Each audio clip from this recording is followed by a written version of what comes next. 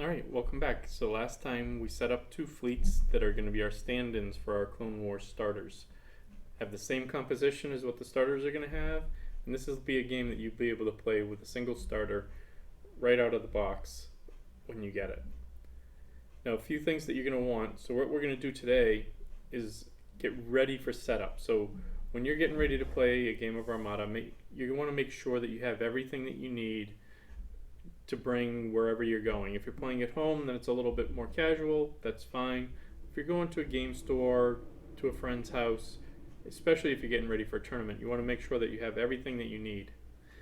I don't like to bring a lot of extra stuff when I go to an Armada game or tournament. I like to just pretty much bring what I need, maybe a couple extras here or there, and that's all I want to bring.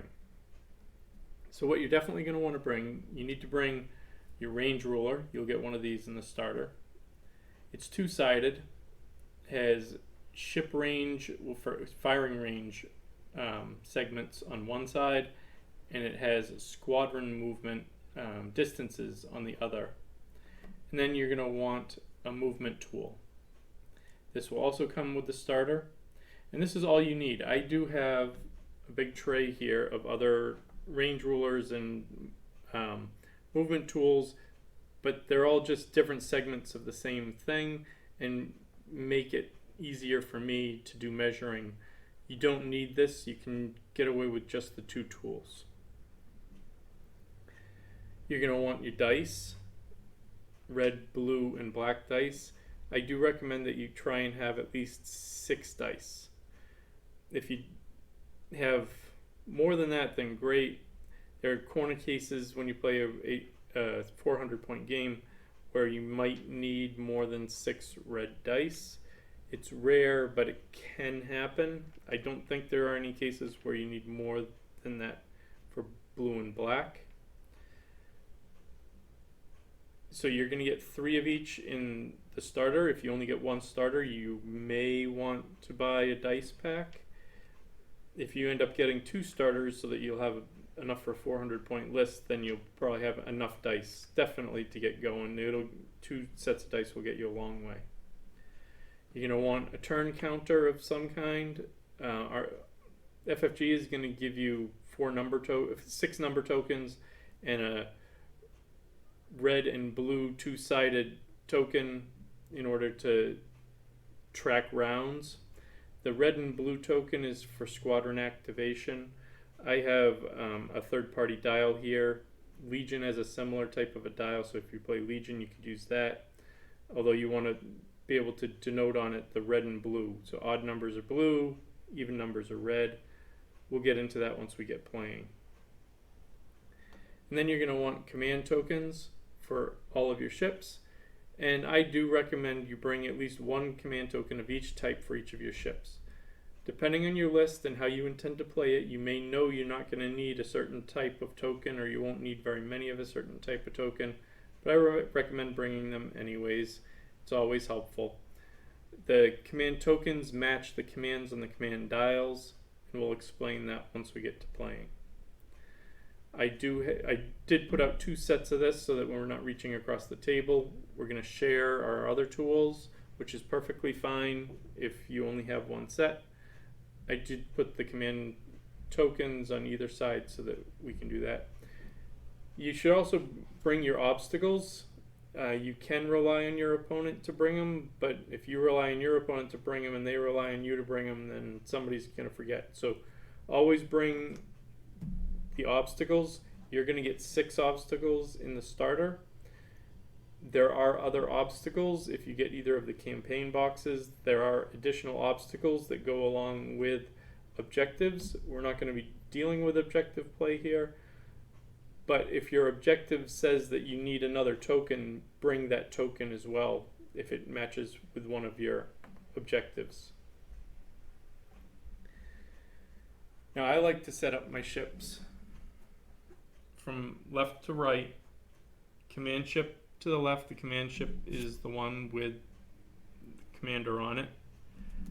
And then descending order of value of the ship. Now, the one big thing that you want to remember when you're getting your fleet ready is for every ship, there's a card and a matching token. Every ship comes with at least 2 varieties. There's only a couple of cases where there are more than 2 varieties. One's the Super Star Destroyer, and the regular Star Destroyer came in 2 different expansions, and each one had 2. So Star Destroyer has 4 separate builds. Make sure that your token matches your card. It's very important. Your token is going to be 2-sided. You want to make sure that your token matches your card. This is an Assault Frigate Mark IIA. This is Assault Frigate Mark IIA.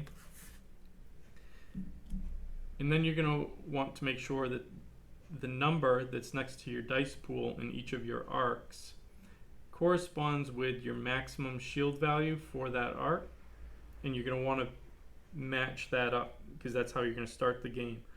All your shields will start at your maximum shield value.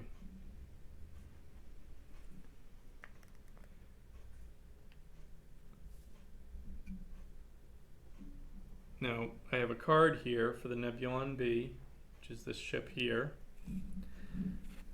So this card, up in the upper right hand corner here, you can see 2 command. So that 2 command, ships have different command values from 1 to 4. And for each command value, you need a command dial, like these. So a Nebulon is a command 2 ship, so it has 2 dials. So you're going to bring as many dials as you need for each of your ships based on your command value.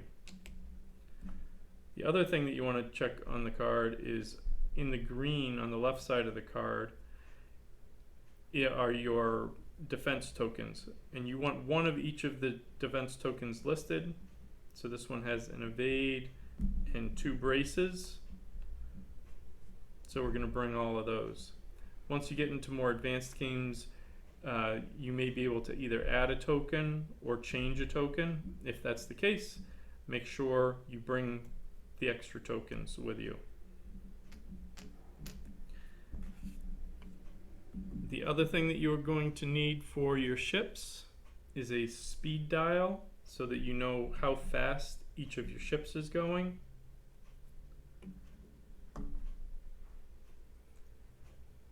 And then for squadrons, you only need 1 card for squadrons, 1 card per generic squadron.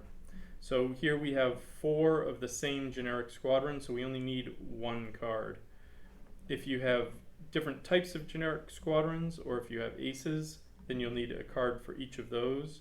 But for generic squadrons that you have multiple of, you only need to bring 1 card. Now for the next video, what we're going to do is we're going to talk about deployment and how we get our ships onto the board.